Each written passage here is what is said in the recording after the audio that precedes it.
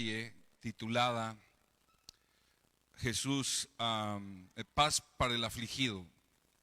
Y el título de esta enseñanza, que es la segunda, es Jesús ama a los suyos. La semana pasada comenzamos la serie y les comentaba yo que es un estudio de los capítulos 13 al 16 del Evangelio de Juan. Cuando Jesús está en el aposento alto, dando sus últimas enseñanzas a sus discípulos antes de ser llevado por la fuerza por Judas y todo un grupo de personas armadas y empezar con todo el sufrimiento que él sufrió hasta el día siguiente que fue crucificado. Entonces Jesús prácticamente se está despidiendo y Jesús sabe que sus discípulos están por enfrentar tribulaciones muy severas, están por desatarse una persecución en contra de ellos, de ellos, y ellos mismos verán a su maestro, a Jesús, ser crucificado y muerto, aunque posteriormente lo verían resucitado. Pero a partir de ahí, de esa noche, ellos enfrentarían algo muy fuerte y Jesús lo sabe, y Jesús les enseña, y Jesús da varias enseñanzas esa noche con el propósito de que ellos pudieran tener paz en medio de la tribulación. Y les decía ya hace 8 días que empezamos la serie, que vamos a ir estudiando cada una de esas enseñanzas. La primera es: Jesús ama a los suyos. Jesús ama a los que son suyos. Evangelio de Juan, capítulo 13, versículo 1 al 11. Lo leo y me acompaña a orar, por favor. Antes de la fiesta de la Pascua, sabiendo Jesús que su hora había llegado para pasar de este mundo al Padre, habiendo amado a los suyos que estaban en el mundo, los amó hasta el fin. Y durante la cena, como ya el diablo había puesto en el corazón de Judas Iscariote, hijo de Simón, el que lo entregara, Jesús, sabiendo que el Padre había puesto todas las cosas en sus manos y que de Dios había salido y a Dios volvía, se levantó de la cena y se quitó su manto y tomando una toalla se la ciñó. Luego echó agua en una vasija y comenzó a lavar los pies de los discípulos y a secárselos con la toalla que tenía ceñida. Entonces llegó a Simón Pedro. Este le dijo: Señor, ¿tú lavarme los pies a mí? Jesús respondió y le dijo: ahora tú no comprendes lo que yo hago, pero lo entenderás después. Pedro le contestó: jamás me lavarás los pies. Jesús le respondió: si no te lavo, no tienes parte conmigo. Simón Pedro le dijo: Señor, entonces no solo los pies, sino también las manos y la cabeza. Jesús le dijo: el que se ha bañado no necesita lavarse, excepto los pies, pues está todo limpio, y vosotros estáis limpios, pero no todos. Porque sabía quién lo iba a entregar, por eso dijo: no todos estáis limpios. Vamos a orar. Padre, gracias por tu palabra, Señor, que es agua que limpia nuestro corazón, y que tú lavas a tu iglesia por el lavamiento del agua de tu palabra. Señor, hoy necesitamos tu palabra. Háblanos, por favor, y concédenos un corazón hambriento y dócil por tu palabra. Te ruego, Señor, ayúdame, por favor, a predicar este mensaje.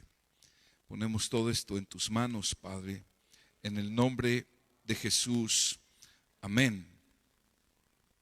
En 1945, un médico austriaco de nombre René Spitz realizó un estudio en un orfanato en la ciudad de Nueva York, en el que había muchos huérfanos y había muy poco personal. Como consecuencia de ello, el contacto físico y afectivo que recibían los niños era mínimo. Spitz estudió el comportamiento de esos bebés durante 3 meses y encontró que aproximadamente el 30% de los niños morían antes de cumplir 1 año, por lo que este médico afirmó: el hambre emocional es tan peligroso como el hambre física. Otro famoso estudio que le llaman el estudio Grant analizó a un grupo de hombres que había asistido a Harvard en la década de los 40, y los hombres que crecieron en hogares amorosos percibieron un 50% más de ganancias económicas en el transcurso de su carrera profesional que aquellos que no recibieron tanto cariño en sus hogares cuando eran niños. También padecieron, los que recibieron más cariño y afecto y amor en su niñez, padecieron muchas menos enfermedades crónicas y presentaron un índice menor de demencia en la edad avanzada. Un hogar amoroso nos prepara para tener mejores resultados en la vida. Eso es lo que arrojan varios estudios que se han hecho. Pero la Biblia nos enseña, fuimos creados para ser amados, para sabernos amados y sentirnos amados. Una de las recomendaciones que se da a los pacientes de depresión es que tengan una buena red de amigos y de familiares que estén cerca de ellos y los estén apoyando emocionalmente, que les muestren afecto y cariño. La falta de amor, es decir, cuando una persona no se siente amada, no se siente aceptada, no se sabe amada y aceptada, esa persona es muy probable que va a tener severos problemas emocionales y muchas dificultades para relacionarse de una manera adecuada con las demás personas. Dios nos creó con la necesidad de ser amados, pero Dios en su maravillosa gracia, Él es el que suple a la perfección esa necesidad en el ser humano. Y nadie más puede suplir esa necesidad de una manera tan perfecta como Dios lo hace. Es por eso que nosotros como padres debemos procurar siempre mantenernos cerca de nuestros hijos. A mí me preocupa mucho cuando papás toman decisiones, sobre todo cuando sus hijos son pequeños, de irse a otro lugar a vivir por un tiempo separándose de la familia, porque esos niños son los que más lo van a sufrir y eso afecta su personalidad por el resto de su vida. El Señor Jesús está por despedirse.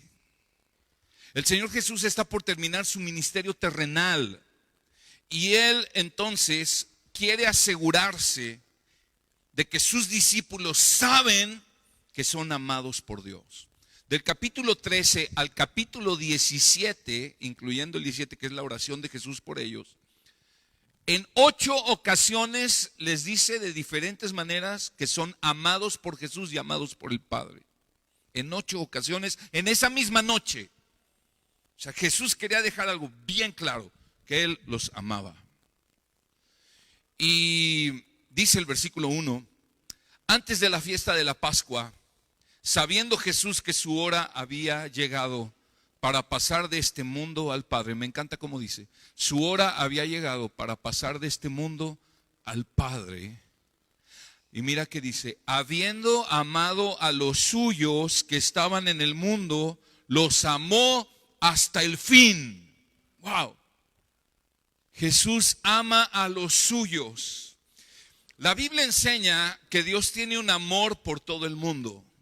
Y ese amor por todo el mundo que Dios tiene se le conoce como la gracia común de Dios. Y la gracia común de Dios es que Dios hace salir el sol sobre buenos y malos. Jesús hace llover sobre justos e impíos.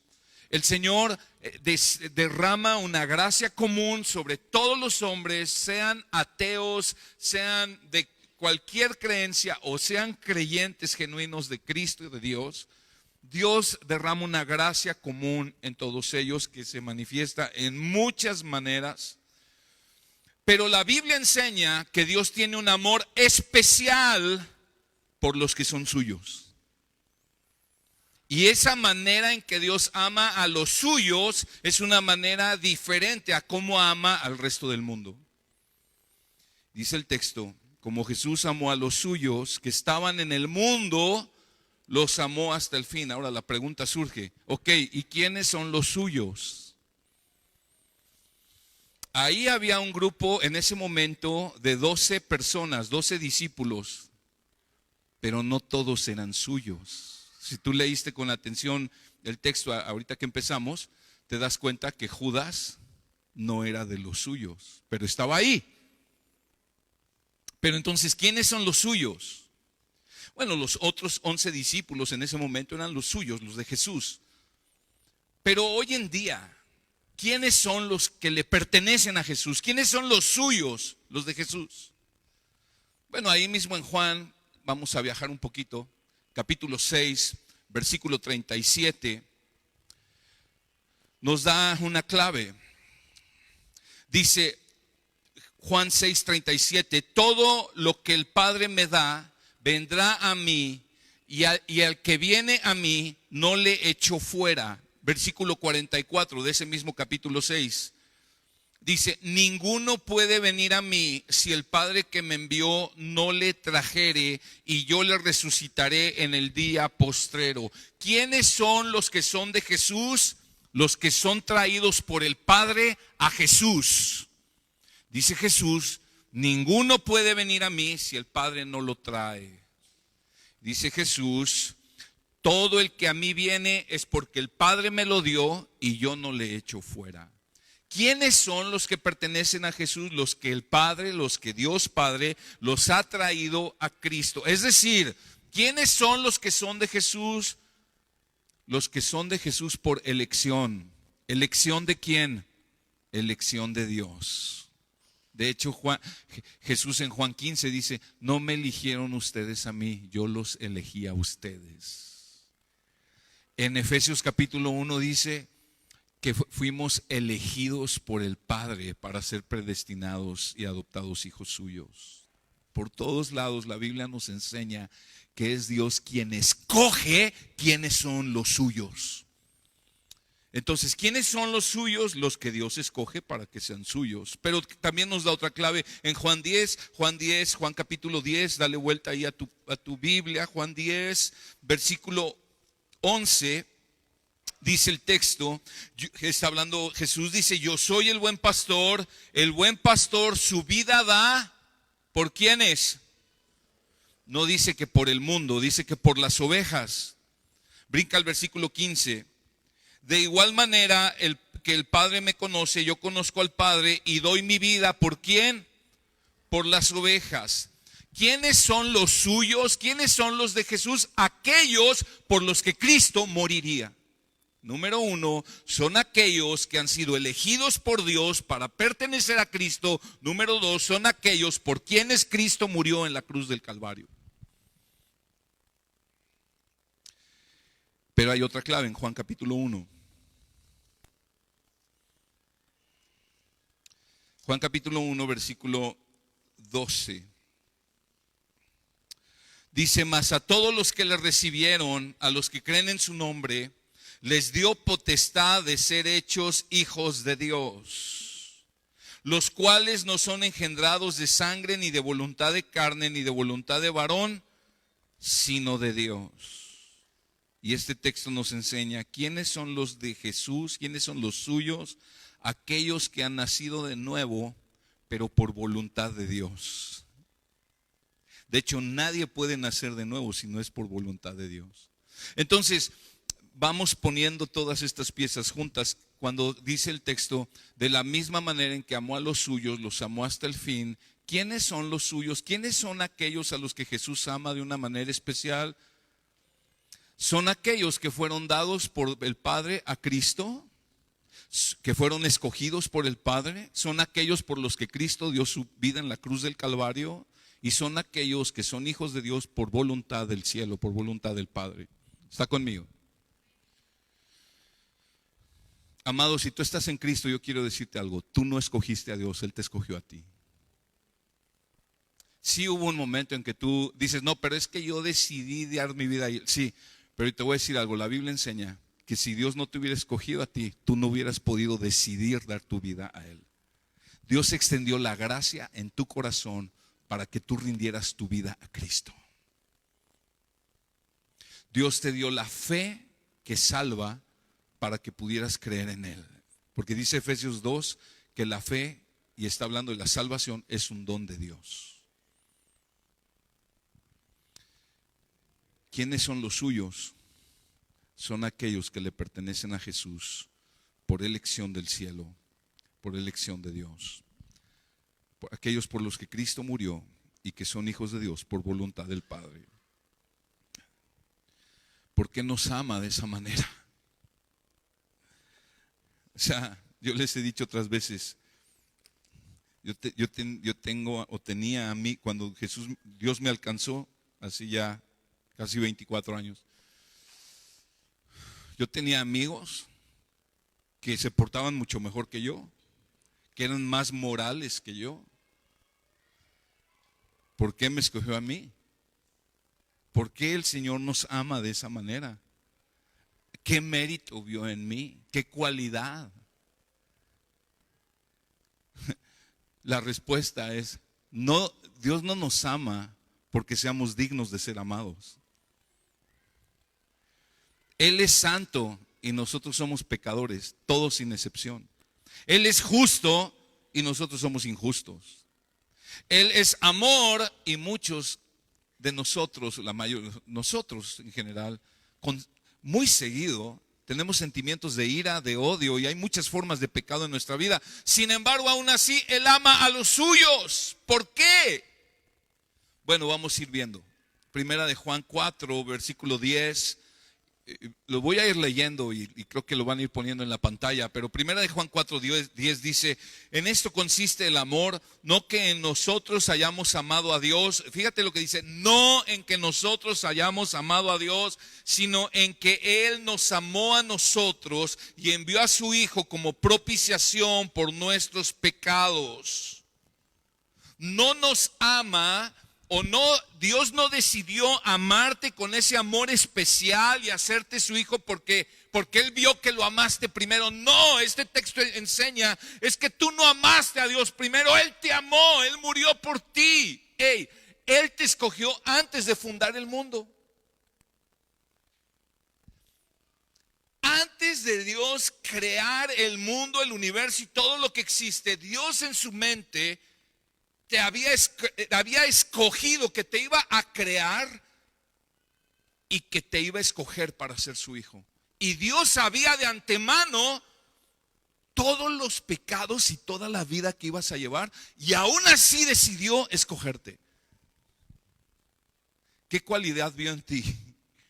¿Qué mérito hay en ti o en mí para una elección de esa naturaleza? Si Él te escogió antes de crearte, no hay ningún mérito, hermano. Él no te escogió porque lo hubieras amado a Él. Él no nos ama porque seamos mejores que los demás. Lamento mucho oír a cristianos que creen que son mejores que los católicos, que los budistas, que los musulmanes. Ponle la religión o que los ateos. Lamento muchísimo oír eso. Es un orgullo, una arrogancia, una soberbia. No somos mejores que los demás. Si acaso somos pecadores salvados por pura gracia. No lo merecíamos, pero Él nos salvó. Mira Deuteronomio 7, por favor, un momento. Deuteronomio 7, versículos 6 al 8. Es que te quiero enseñar cómo es el patrón que Dios siempre ha usado para escoger a los que son suyos. Y en este texto vamos a leer cómo Dios escogió a Israel, al pueblo de Israel. Y en Deuteronomio 7:6 dice: porque tú eres pueblo santo para el Señor tu Dios. Santo quiere decir apartado. Tú eres tu pueblo santo para el Señor tu Dios. El Señor tu Dios te ha escogido para ser pueblo suyo. Te ha escogido para ser pueblo suyo de entre todos los pueblos que están sobre la faz de la tierra. El Señor no puso su amor en ustedes ni los escogió por ser ustedes más numerosos que otro pueblo. La Reina Valera dice: no los escogió porque ustedes sean más que los otros pueblos, sino, dice, porque pues ustedes eran el más pequeño de todos los pueblos. Y entonces, ahí dice: entonces, ¿por qué Dios escogió a Israel? ¿Por qué Dios me escogió a mí? Y mira el versículo 8. Mas porque el Señor les amó. y guardó juramento que hizo a sus padres, el Señor les sacó con mano fuerte y les redimió de casa de servidumbre, de la mano de Faraón, rey de Egipto. O sea, ¿por qué Dios nos ama? ¿Por qué Dios ama con un amor especial a los suyos? La respuesta es esa. Dios nos ama porque nos ama. Punto y se acabó. O sea, no hay una razón. No hay una razón que nosotros podamos entender hoy. ¿O tú realmente puedes entender por qué Dios, a pesar de que te conoce perfectamente como tú eres, que conoce tus pensamientos, tus motivaciones, tus actitudes y todo lo que tú has hecho en tu vida, ¿a poco entiendes que conociéndote de esa manera, Él decidió amarte y escogió amarte? ¿Lo entiendes? Dices, ay, pues es lógico, pues se sacó la lotería conmigo el Señor, no manches. ¿Sí? ¿Neta? El evangelio arruina nuestro ego. Dios, el Dios santo, perfecto, todopoderoso, no te necesitaba a ti ni a mí. Y yo sé que hay predicadores motivacionales que dicen, es que Dios te necesitaba, Dios no estaba satisfecho sin ti. No conocen quién es Dios. No tienen idea de quién es Dios cuando dicen eso. Dios es un ser perfecto al que no le hace falta nada. Dios no creó al ser humano porque le hiciera falta algo. Dios creó al ser humano por su gracia para compartir su gloria con esta raza humana. Pero Él no es más Dios, ni es más sublime, ni más poderoso, ni más glorioso porque te haya escogido a ti o a mí. Dios es igual de glorioso, aún era igual de gloriosa antes de crear al hombre que ahora, o sea, y seguirá siendo, porque es perfecto, hermano. Y algo que es perfecto es algo que es inalterable, no hay nada que le puedes añadir o quitar. Él es igual de glorioso. ¿Por qué nos escogió Dios? Por gracia. No lo merecemos, pero decidió amarnos y de una manera tan especial. Es tan inexplicable su amor, o al menos no lo vamos a poder entender por ahora. Pero su amor, quiero que regreses a Juan 13:1, perdón, nuestro texto. Su amor es eterno y perfecto, dice el texto, habiendo amado a los suyos, al final del versículo 1, que estaban en el mundo, dice, los amó hasta el fin. Hasta el fin quiere decir dos cosas. Lo primero que creo yo que quiere decir es que los amó con un amor eterno. Dice, los que estaban en el mundo, habiendo amado a los suyos, está hablando en pasado, así como los amó en el pasado, dice, los amó hasta el fin. Y ahí ya implica el presente y el futuro. Es decir, el amor de Dios sobre los que son suyos es un amor eterno. Escucha, no es que Dios empezó a amarte cuando te salvó. No es que Dios empezó a amarte cuando rendiste tu vida a Cristo. Es que Dios te empezó a amar, o sea, Dios te ha amado por la eternidad. Antes de crearte ya te amaba. Aún en tu tiempo de rebelde y de no haber entregado tu vida a Cristo, Él ya te estaba amando. Te salvó y te sigue amando y te amará hasta el fin. Por la eternidad. Por siempre.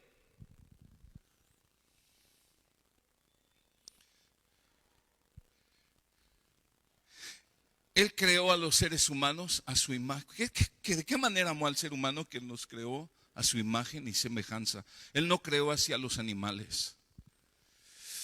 Les he dicho otras veces, el ser humano tiene un valor mucho más grande que los animales, porque los animales no fueron creados a imagen y semejanza de Dios, el hombre sí. Ahora, debemos cuidar los animales, protegerlos, sí, es la creación de Dios. Pero por favor no creas que somos y que tu vida vale lo mismo que la de un perro, por favor. O sea, Cristo no murió por ellos, Cristo murió por hombres y mujeres creados a su imagen y semejanza. Nos creó a su imagen y semejanza. El Señor, San Agustín dijo lo siguiente: tú nos creaste para ti mismo y nuestros corazones no hallan descanso hasta que descansan en ti. Me encanta esa frase.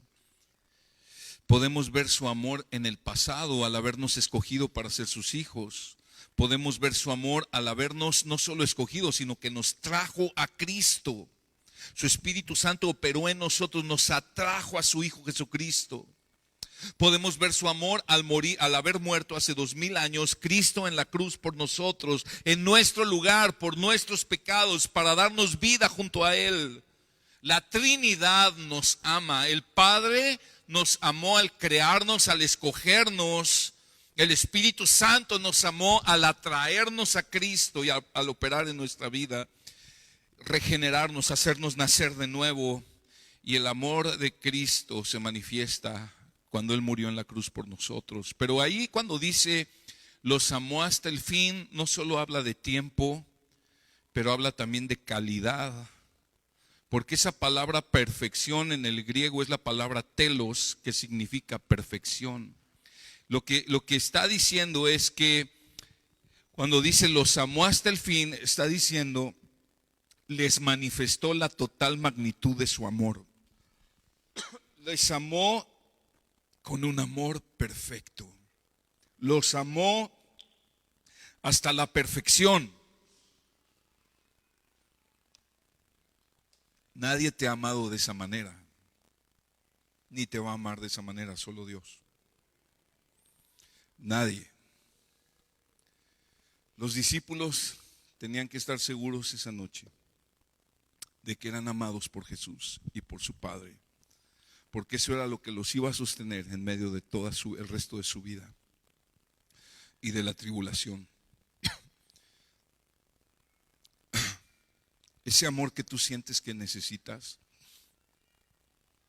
ese amor que tú sientes que necesitas, que quizás tuviste una niñez donde no hubo mucho afecto y cariño, donde tal vez hubo rechazo, donde tal vez hubo menosprecio o dureza o ausencia de tus padres. Ese amor que tú tanto necesitas y que probablemente estás buscando en una relación sentimental y vas una tras otra tratando de llenar eso. Escúchame, lo tienes a la perfección en Cristo. Y aunque tú tuvieras una pareja, un novio o una novia que te amara y te cuidara y todo, va a llegar el punto en que eso no va a satisfacer tu alma, porque fuiste creado para estar satisfecho solo en el amor de Dios. Porque solo el amor de Dios es perfecto. El amor del humano es condicional. Te amo, te trato bien, si tú me correspondes. ¿Está conmigo? Pero obviamente cuando estamos en Cristo, el Señor nos enseña a amar con un amor sacrificial. Y aun cuando tengamos años en Cristo y le echamos todas las ganas con Dios y estemos madurando en amar de una mejor manera a nuestra esposa, yo tengo que entender, mi esposa tiene que entender algo: yo nunca la voy a amar con un amor perfecto de este lado del cielo, ni ella a mí. Aspiramos a amarnos mejor, a amarnos con un amor más cristiano, más conducido por el Espíritu Santo, más lleno de Dios. Aspiramos a eso, buscamos eso, pero la perfección no la vamos a alcanzar. Pero en Cristo tenemos el amor perfecto.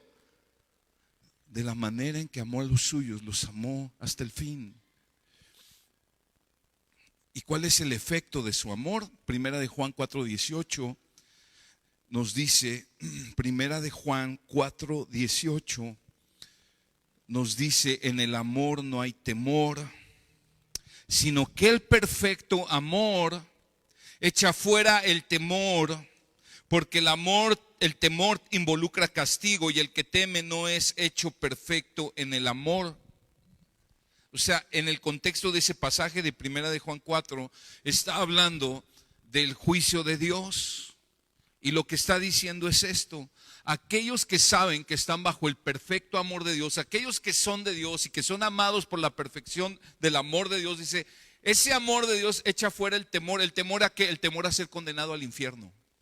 ¿Por qué? Porque dice, soy amado por Dios, me ha perdonado, no tengo miedo a ir al infierno, ¿ok? Por eso dice, el perfecto amor es el amor de Dios, porque solo Él ama perfectamente, echa fuera el temor.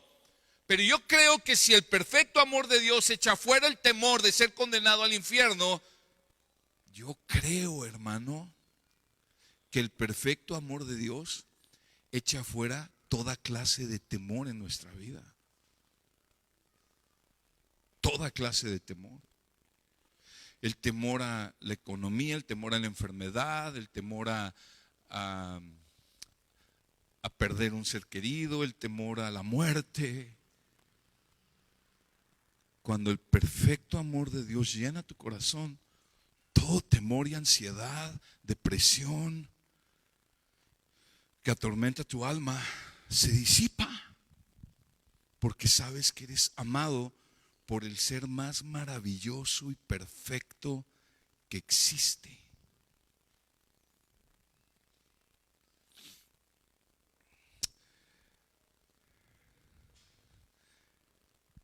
Confiamos, cuando estamos bajo el perfecto amor de Dios, confiamos en que somos aceptados por Él, perdonados por Él, que Él nos protege. Es por eso que versículos como los del final de Romanos 8, cuando dice que no hay nada ni nadie que nos pueda separar del amor de Dios en Cristo Jesús, ni la muerte, ni la vida, ni lo alto, ni lo profundo, etcétera. Es por eso que esos textos nos traen tanto consuelo y tanta paz, porque nos recuerdan que nada ni nadie puede separarnos del amor perfecto de Dios. Nada ni nadie. El saberte amado por Dios, el saberte amado por Dios es el mejor antídoto contra las aflicciones de tu alma, contra enfermedades mentales, emocionales, lo que sea. El saberte amado por Dios trae una gran libertad y una gran paz al alma. Ahora, el amor de Dios se manifiesta en nuestra vida. Y ahí en Juan 13 está empezando este relato. Juan 13, versículo 1. El versículo 1 nos pone el fundamento de todo lo demás que siguen los siguientes capítulos, del 13 hasta el 16 y 17, incluyendo la oración de Jesús.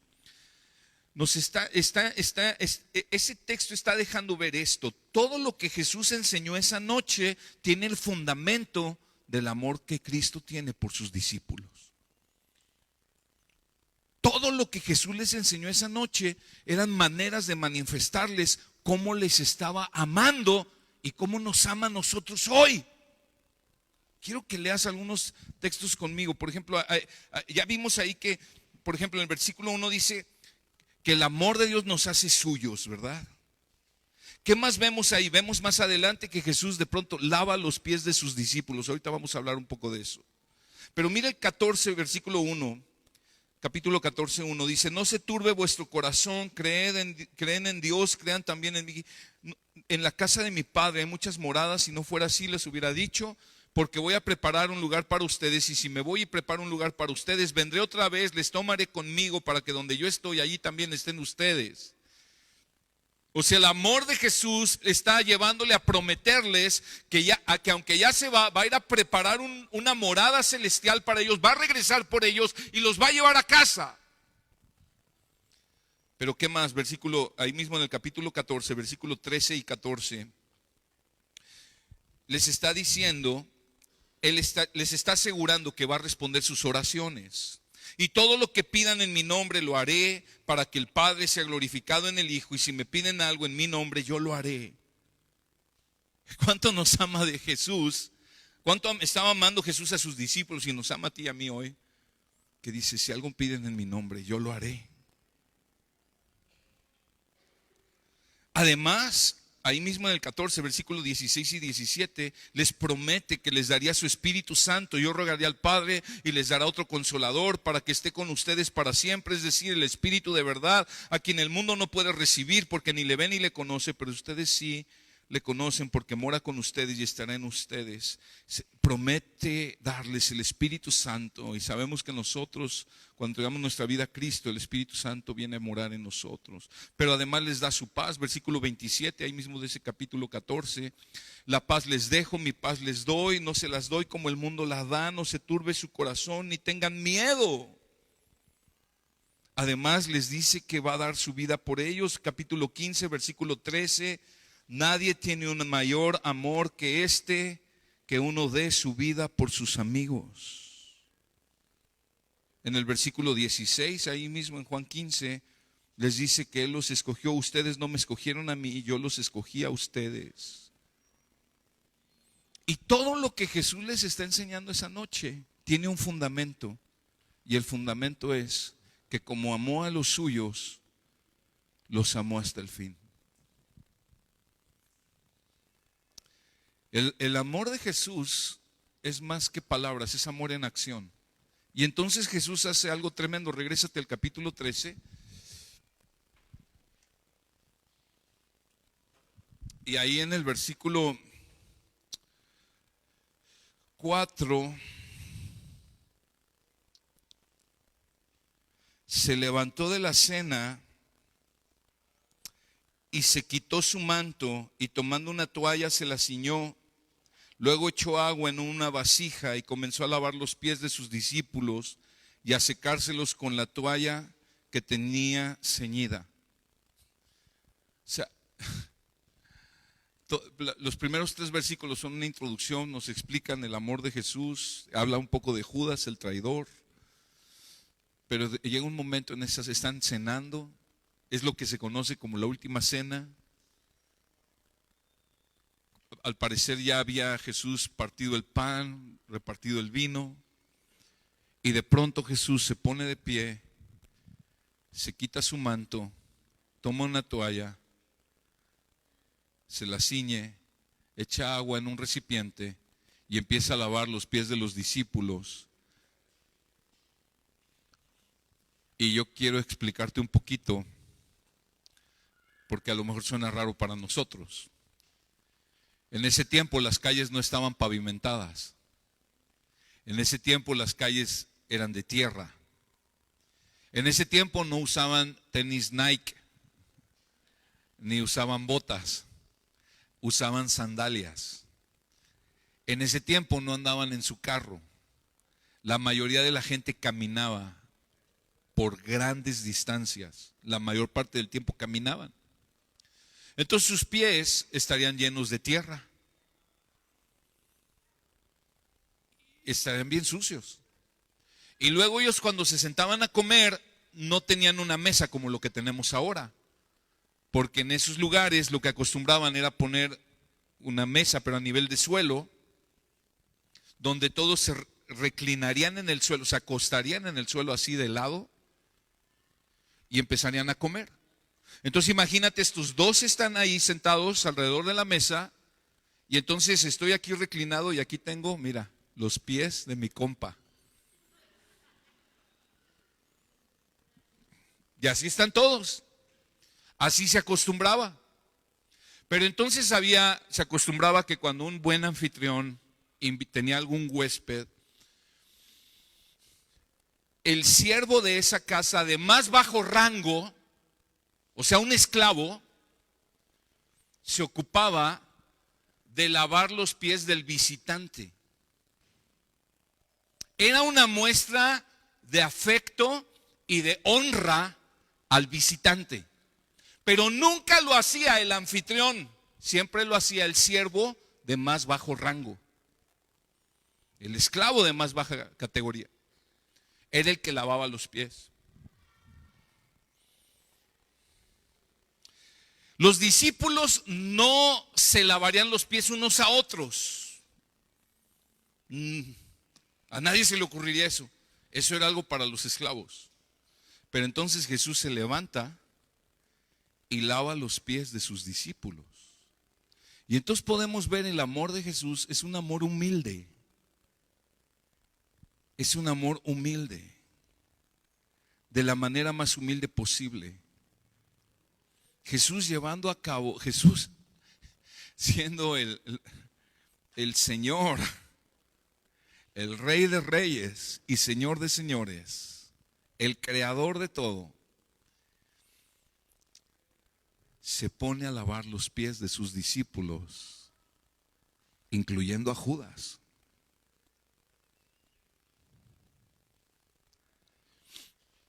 Y entonces, pero te doy un poco más de contexto. Esa misma noche, algo que no nos narra Juan, pero sí nos narra Lucas, esa misma noche, en ese mismo aposento alto, se llevó a cabo una discusión.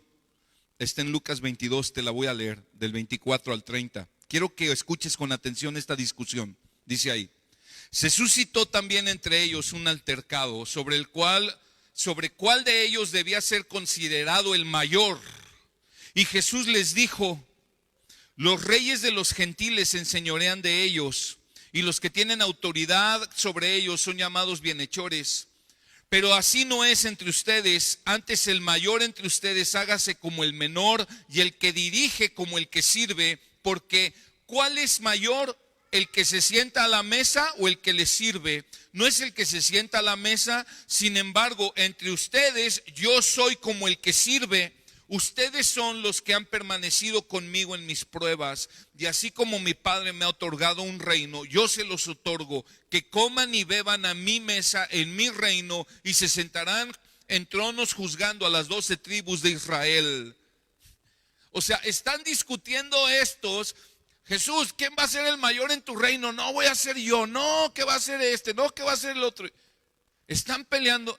Ese es el contexto de lo que se está viviendo esa noche. Y de pronto Jesús se levanta y les lava los pies.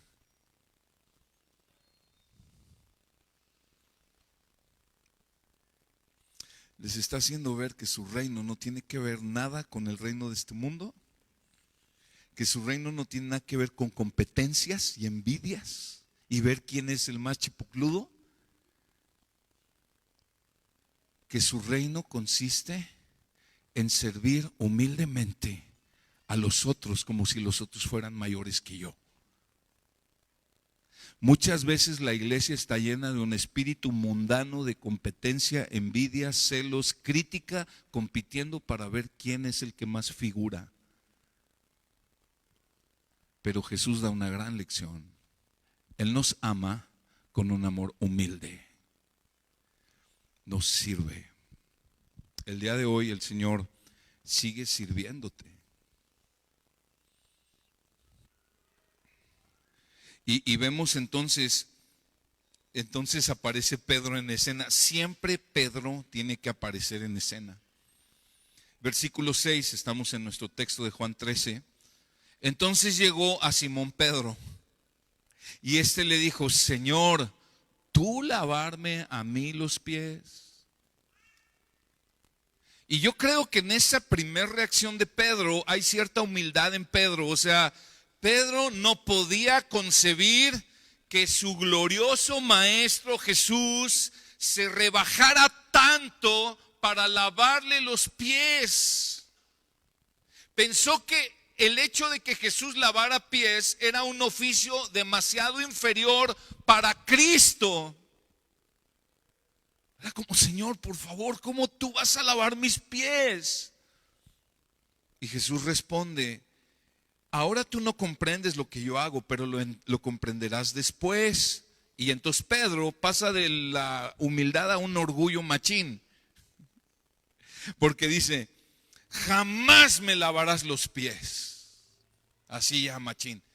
¿Sabes que a Jesús jamás me lavarás los pies? No lo va a permitir.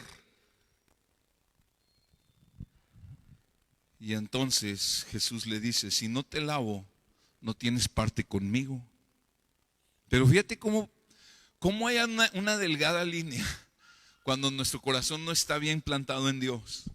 Podemos empezar con un acto de humildad, pero luego caemos en un orgullo y dices, jamás, no voy a permitir que me sirvan. Yo estoy para servir, no para que me sirvan.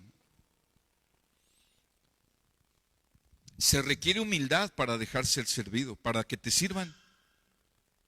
Se requiere humildad para reconocer que estamos inmundos y que solo Jesús puede lavarnos y salvarnos.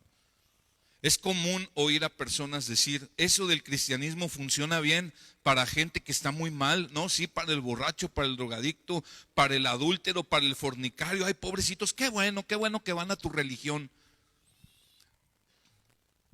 Pero no se dan cuenta que tanto el borracho, el pecador, el adúltero, están igual de inmundos que el que es muy moral y religioso y buena persona, pero que no tiene a Cristo.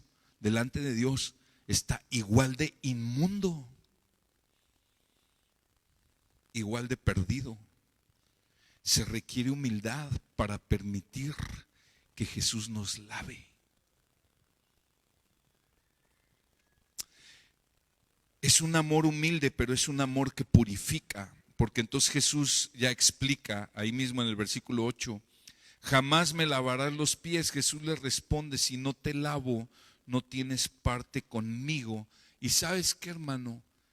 Y quiero que me pongan mucha atención acá, porque creo que muchas veces la iglesia ha malentendido este pasaje y hay lugares donde entonces ya ponen como una práctica. Bueno, vamos a practicar la humildad.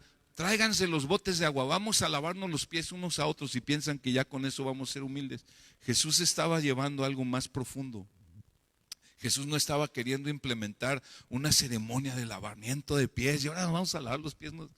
No, hermanos, no se trata de eso. Que el Señor estaba dando un mensaje espiritual al lavarles los pies. Estaba anunciándoles que así como les lavó la impureza de sus pies, les lavaría de la inmundicia de su pecado al ir humildemente a la cruz del Calvario. Estaba simbolizando lo que iba a hacer en la cruz al morir ahí. Estaba simbolizando que Él lavaría nuestra impureza de pecado y de maldad. Eso estaba apuntando el lavamiento de pies. ¿Está conmigo? Y que si quiere que le laven los pies, láveselo usted en su casa, hermano. Aquí no vamos a hacer esos rollos. Y quiero llevarte a varios textos para que veas lo que que veas el fundamento de lo que te estoy diciendo. Tito 3, 5 y 6. Tito 3, 5 y 6. Dice, Él nos salvó no por obras de justicia que nosotros hubiéramos hecho, sino conforme a su misericordia, por medio del lavamiento de la regeneración y la renovación por el Espíritu Santo que Él derramó abundantemente sobre nosotros por medio de Jesucristo nuestro Señor. Es decir, que está diciendo, la salvación trae a los creyentes lavamiento, limpieza divina. Ahora mira, 1 Corintios 6 del 9 al 11. Velo en la pantalla, porfa, yo te lo voy a leer porque el tiempo se nos está yendo. 1 Corintios 6 del 9 al 11. ¿O no sabéis que los injustos no heredarán el reino de Dios? No se dejen engañar, ni los inmorales, ni los idólatras, ni los adúlteros, ni los afeminados, ni los homosexuales, ni los ladrones, ni los avaros, ni los borrachos, ni los difamadores, ni los estafadores heredarán el reino de Dios. Y mira lo que dice el 11. Y esto eran algunos de ustedes, pero fueron lavados, pero fueron santificados, pero fueron justificados en el nombre del Señor Jesucristo y en el Espíritu de nuestro Dios. ¿Cómo se refiere a la salvación? Fueron lavados de sus pecados. Y me encanta Apocalipsis 1:5 porque nos dice, Apocalipsis 1:5 dice, lo voy a leer en la Reina Valera. ¿Cómo lo dice? Dice, y de Jesucristo el testigo fiel, el primogénito de los muertos y el soberano de los reyes de la tierra, dice, mira lo que dice esta gloriosa frase, al que nos amó y nos lavó de nuestros pecados con su sangre. Al que nos amó y nos lavó de nuestros pecados con su sangre. De esa manera es el amor de Cristo por sus hijos. Pero además, regrésate a Juan 13, 9. Simón Pedro, entonces cuando Jesús le dice: Pedro, si no te lavo no tienes parte conmigo. Mira el manchadillo de Pedro, mira cómo contesta. Dice: Señor, entonces no solo los pies, sino también las manos y la cabeza. Échame un bañote aquí. Ahora sí que se la bañó. Y Jesús le dice: el que se ha bañado no necesita lavarse.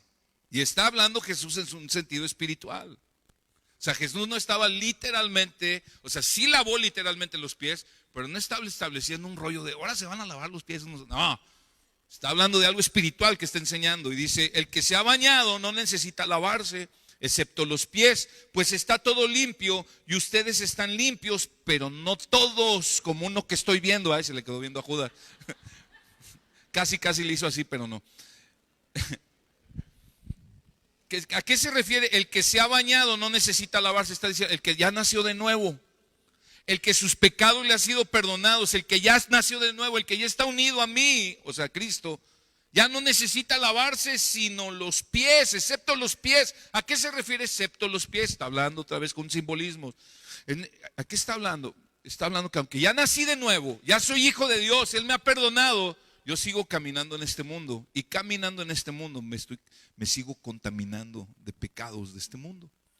¿Y qué necesito? Lavarme constantemente los pies, simbólicamente, lavarme de las inmundicias del mundo, lavarme de las impurezas de este mundo que me contaminan.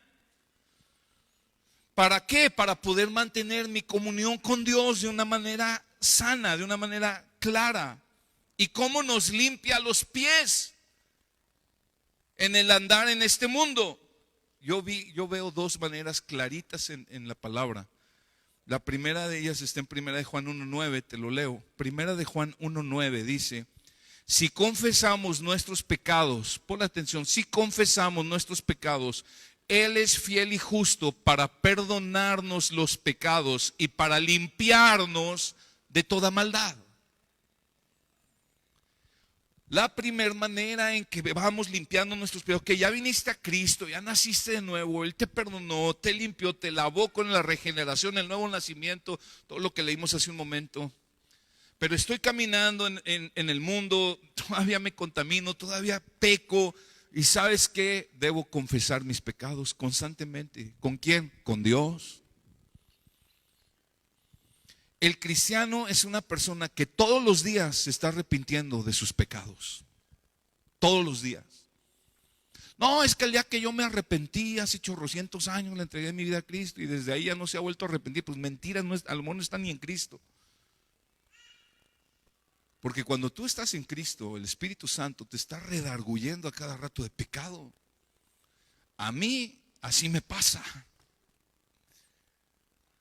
Y constantemente: Señor, perdóname por esto que dije, perdóname por esto que pensé, perdóname por estas actitudes, perdóname por cómo le hablé a mi esposa, perdóname por cómo traté a mi hijo, perdóname, no, todo el tiempo. A veces yo estoy pidiendo el lunes en la mañana, el domingo en la noche: Señor, perdóname por esto que dije en la predicación, hombre, se me fue el avión regacho.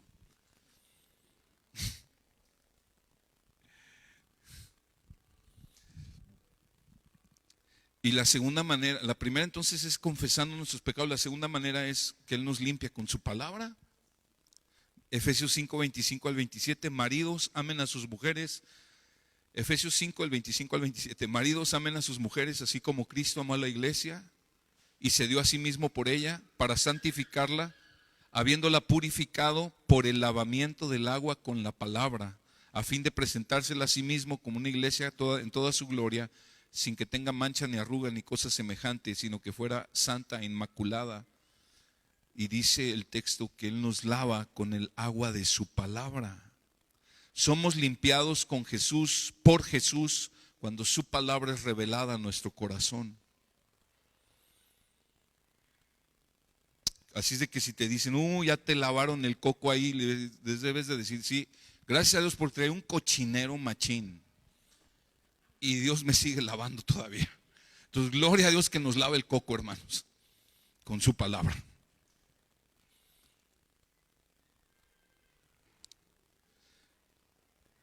Cuando permanecemos en su palabra, ¿y qué es permanecer en su palabra? No es, pues es leerla, obviamente, es orarla, obviamente, es pensar en ella, obviamente, pero también es obedecerla. Y cuando eso sucede, mira ahí en Juan 14, ahí adelantito, Juan 14, 21. El que tiene mis mandamientos y los guarda, ese es el que me ama. Y el que me ama será amado por mi Padre, y yo le amaré y me manifestaré a él. Judas, no el Iscariote, le dijo: Señor, ¿y qué ha pasado que te vas a manifestar a nosotros y no al mundo? Jesús respondió y le dijo: si alguno me ama, guardará mi palabra, y mi Padre lo amará, y vendremos a él y haremos con él morada. ¿Y de qué está hablando? De aquellos hijos de Dios que están en la palabra, obedeciendo la palabra, caminando con Cristo cerca por la palabra, y Él viene y su presencia se manifiesta. O sea, una comunión bien cercana, hermanos. Una comunión bien íntima con Él. Y si tú no estás confesando tus pecados constantemente y no estás en la palabra constantemente, te estás perdiendo de las delicias del amor de Cristo en tu vida. Y por eso luego batallas con: no, es que a mí se me hace que Dios no me ama. Yo no nací para amar, nadie nació para mí. Empiezas a cantar esa alabanza, ¿verdad? O sea, nos reímos, pero si yo preguntara ahorita, ¿cuántos de ustedes han batallado en estos últimos días pensando que Dios no te ama? Varios levantarían la mano. Varios. ¿Y por qué nos pasa eso, hermanos? Pues porque no estamos cerca de Él. No estamos permaneciendo en su amor. Él nos ama, pero tienes que acercarte a Él, disponerte a Él. Y ya quiero terminar. Capítulo 13, versículo 11.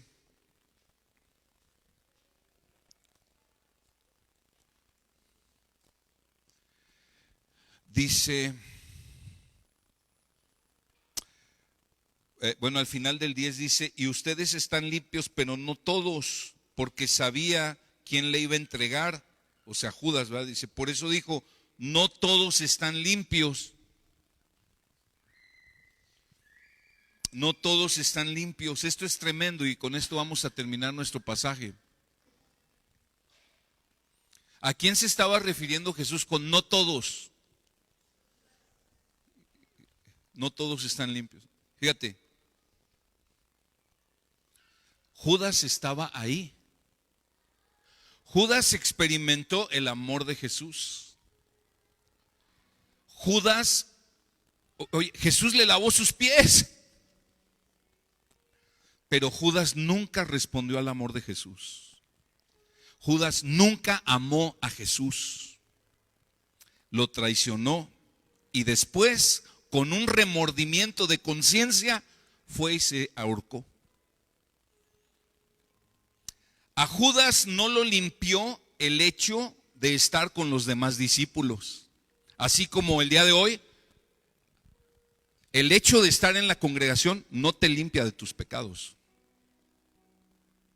A Judas no lo limpió el hecho de tener un ministerio. Judas era el encargado de la lana.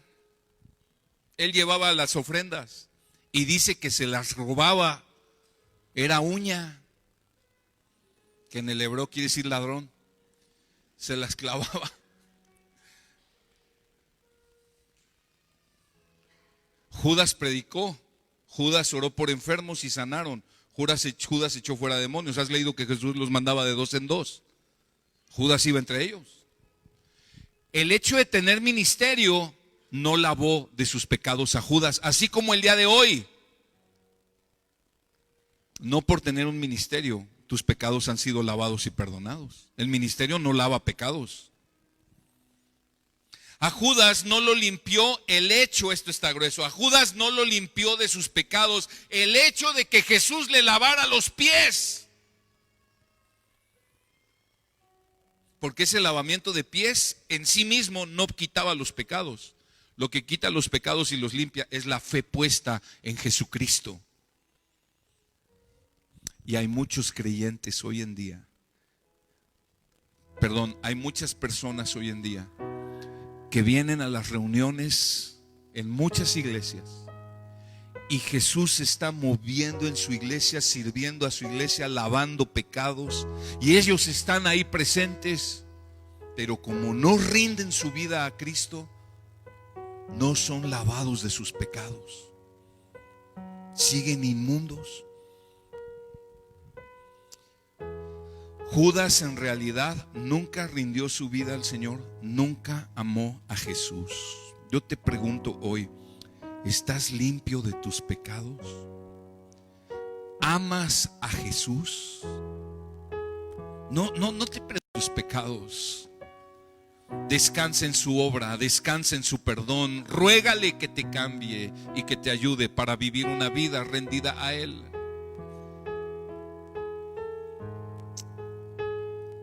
¿O tú te has dado cuenta que tu vida está inmunda por tus pecados? Yo me acuerdo cuando antes de llegar a Cristo, yo me sentía inmundo. Y mira que siempre me he bañado diario, pero me sentía inmundo. Pero cuando vine a Cristo, cuando Él me encontró, y yo sé que los que han llegado han sentido esto, sientes una limpieza en tu corazón, te sientes libre de culpa, de pecado, y viene una paz que sobrecoge tu alma, y es la paz de saber que Él te ha perdonado y ha lavado tus pecados. Si tú hoy sientes que tu vida está sucia, inmunda, aun cuando pertenezcas a un ministerio, aun cuando te congregues, aun cuando estés aquí con nosotros, escúchame, tú necesitas venir a Cristo. Él te ama, Él está esperando por ti. Oramos. Señor, gracias por tu amor y tu gracia. Gracias por tu misericordia. Jesús, gracias que sigues lavando pecados, sigues limpiando las vidas. Señor, estamos delante de ti reconociendo que tu amor es tan alto y profundo, ancho y largo,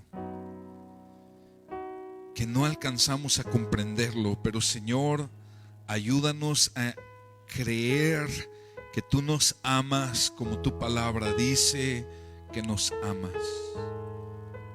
Te lo rogamos, Señor, en tu precioso nombre. Amén.